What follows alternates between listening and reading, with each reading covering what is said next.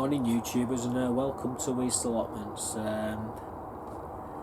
Today we're going to have a crack at this allotment challenge, answers and questions. Thanks Terry for nominating me. That's Terry King. Great guy. You want to go and check his channel out, guys. Absolutely fantastic. I love all his exploits and what he gets up to. You really want to check him out. He's got quite a good following there now, and it won't be too long before he hits that magic 1,000 mark. So good luck there, Terry, and thanks again for nominating me.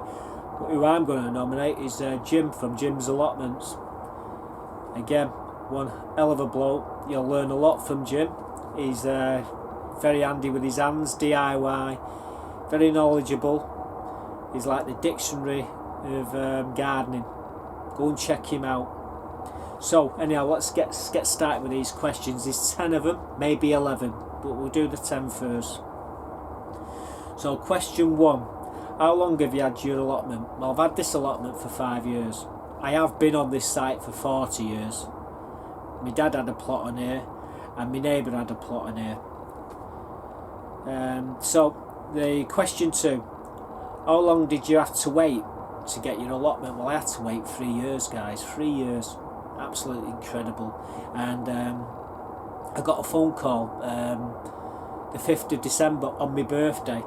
Would you like, are you still interested in a plot on Weaste Allotments? Well, yeah, I wouldn't have applied otherwise. So I come down here expecting a full plot, but I only ended up with half a plot. It was another 3.5 years later that I actually got the full plot. I actually got the front part of the half plot and made it into a full plot. So yeah, we had to wait 3 years. So question 3, where did you learn about gardening? Well, I learned everything about gardening off my next door neighbour, Lou Thomas. I used to kick my ball against his wall and drive him absolutely insane. This particular day he got that sick. He says, listen Matt, why don't you come down to my allotments? Like I said, I've got a bit of land here for you. You can plant some veg, and it's a lot better than just kicking the ball against that bloody wall there.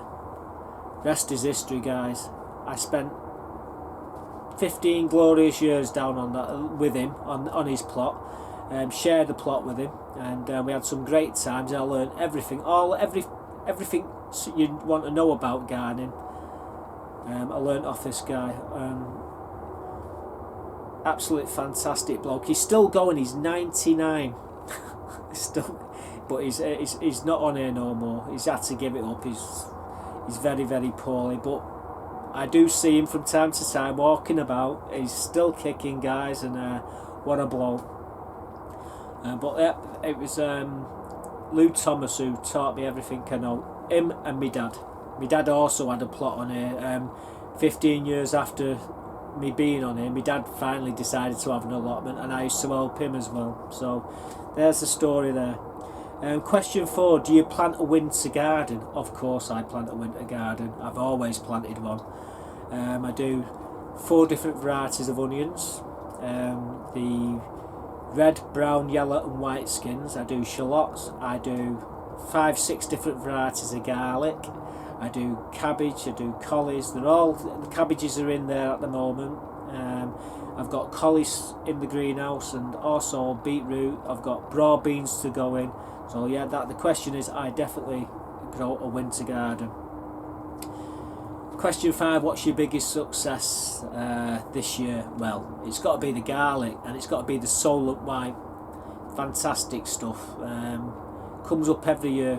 I get 100% germination rate, and they grow to the size of tennis balls. That's how good they are. So yeah, it's definitely the Solent White. So question 6, what has been your biggest garden disaster? Well,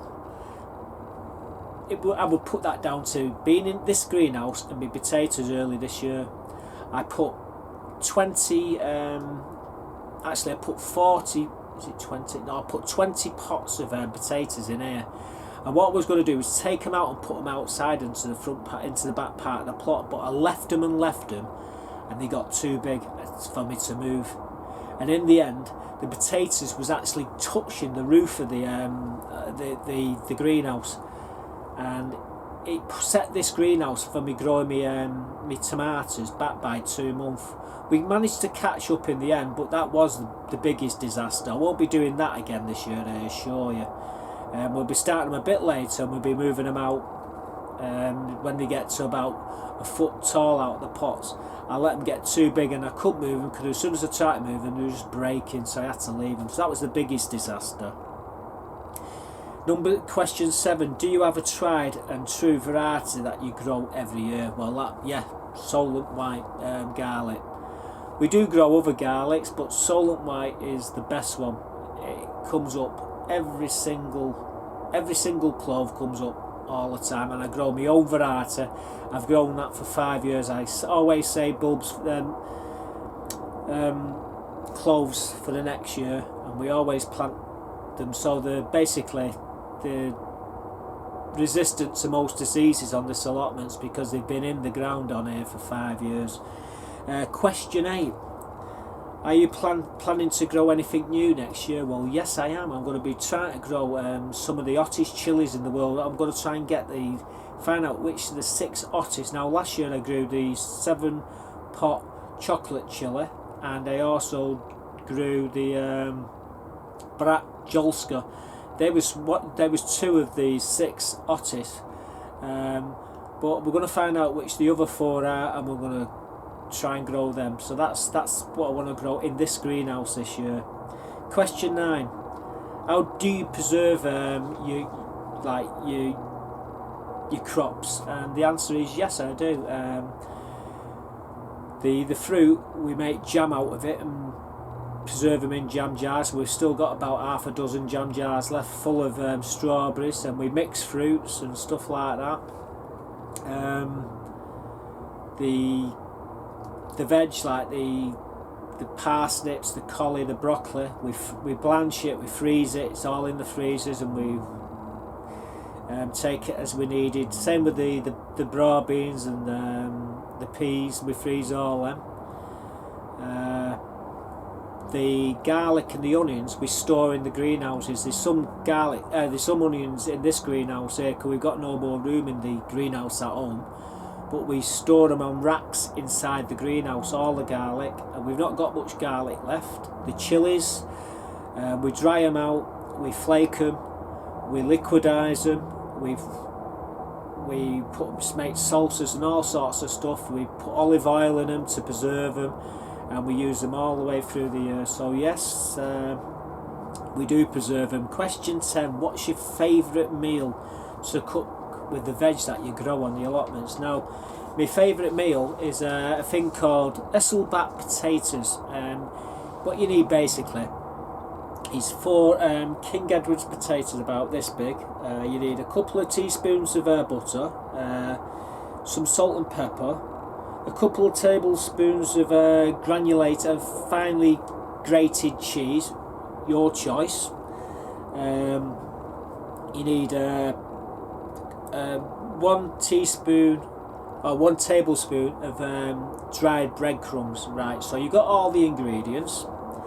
Now what you do with the potatoes, you put a skewer right down the bottom, about 4/5 of the way down. You put a skewer, and then what you do, you slice down to this skewer. You don't basically cut through the. You got to cut them into like scallops all the way along. So you got them so you just go like that, like a concertina, that all fan out like. You take your skewer out. So what you do then, you put butter, 1 tablespoon of butter, melted butter over the top of them, salt and pepper, shove them in the oven on gas mark 7 for say about 20 minutes. You take them out. Then what you do then, you get your cheese and you spread it in the gaps of the potatoes, and you get the breadcrumbs, and you use the other half of your butter, your other tablespoon of butter, you drizzle that over the top, shove them back in the oven for another 20 minutes on gas mark 7. You'll never taste anything better. And that's my favourite veg, what I like to, well, my favourite, where's the question? My favourite meal I like to cook.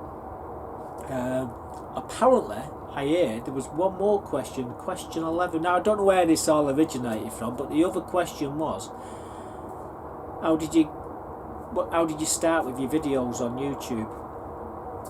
Well, actually, it was nothing to do with gardening. What it was I do a lot of match fishing, and I used to get sick and tired of people coming up to me, how do you fish this place, mate? So I decided to make videos of the waters and to explain to people each peg, like on a fishery called, just say Pulsworth Fishery, it's got 48 pegs, and I went in depth on each peg all the way around, how to fish and which side to fish, how far to fish out, what baits to fish, and that was the sort of videos I was doing. And then obviously we progressed into the allotment videos, so I hope you like all the answers there to them questions.